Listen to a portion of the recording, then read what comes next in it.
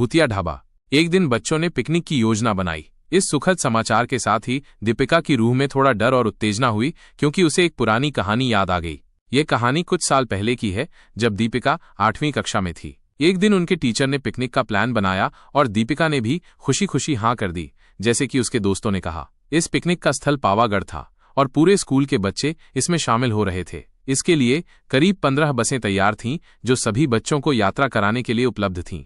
दीपिका और उसके दोस्त सबसे पीछे की बस में बैठ गए। वे सब मिलकर हंसते मुस्कुराते बस में सवार थे। तब एक डरावनी घटना घटी जब वे कुछ दूर के जंगल के पास पहुंचे। बस के ड्राइवर ने अचानक बस को रुका दिया, क्योंकि एक टायर बदलने की आवश्यकता थी।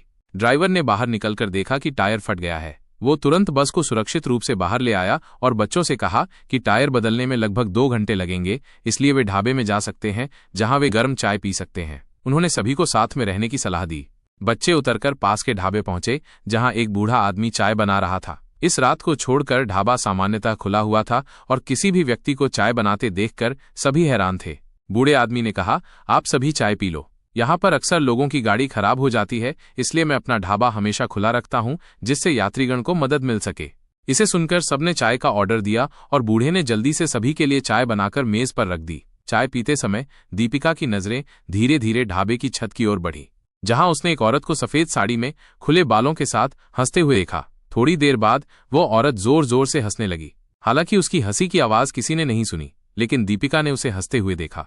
इसे देखकर दीपिका ने बड़ा डरावना महसूस किया और वो कुछ क्षणों के लिए नीचे झुक गई। उसने चाय पीना दोबारा शुरू किया, लेकिन तभी जंगल की ओर से किसी के चिल्लाने की आवाज आई। ढाबे में बैठे हुए सभी बच्चे और टीचर ने उस चिल्लाने की ओर देखा और उनको डर लग गया। उनकी डरी हुई नजरों को देखकर बूढ़े आदमी ने कहा कि वो जाकर देखता है कि क्या हो रहा है। उन्होंने सभी को कहा कि वे यहीं बैठे रहें और उसने आवाज की ओर बढ़ते हुए जंगल की ओर बढ़ लिया। तब एक लड़की को खून की उल्टी हो रही थी। इस घटना को देखकर सभी के होश उड़ गए, लेकिन उनका डर बढ़ गया। तब एक टीचर ने कहा कि सभी आग जलाएं और खुद को सुरक्षित रूप से रखने के लिए आग के पास बैठ जाएं। वे सभी मिलकर आग जलाने और एक गोल बनाने लगे, जिसमें वे बैठ गए। टीचर ने सख्ती से कहा कि कोई अकेले नहीं जाएगा, क्योंकि सब बहुत डरे हुए थे और अकेले जाने की हिम्मत नहीं थी।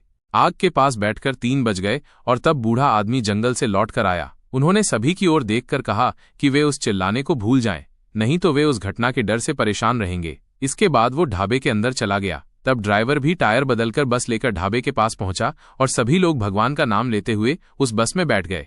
टीचर ने बस में बैठते ही सभी को कहा कि कोई भी दूसरे से बात नहीं करेगा और सब सीधे सो जाएंगे। टीचर की बात का पालन करते हुए सभी बच्चे बस में ही सो गए। इसके बाद पिकनिक स्पॉट पर पहुंचकर वे 1 हफ्ते के बाद खुशी खुशी अपने घर वापस आए, पिकनिक की बेहद यादगार यात्रा के साथ। पिकनिक पर जाने वाले दूसरे बच्चों से उस रात की घटना के बारे में कुछ नहीं कहा, क्योंकि टीचर ने मना किया था। लेकिन पिकनिक के बाद सभी ने अपने दोस्तों और दूसरी कक्षाओं के बच्चों को इस डरावनी घटना के बारे में बताया।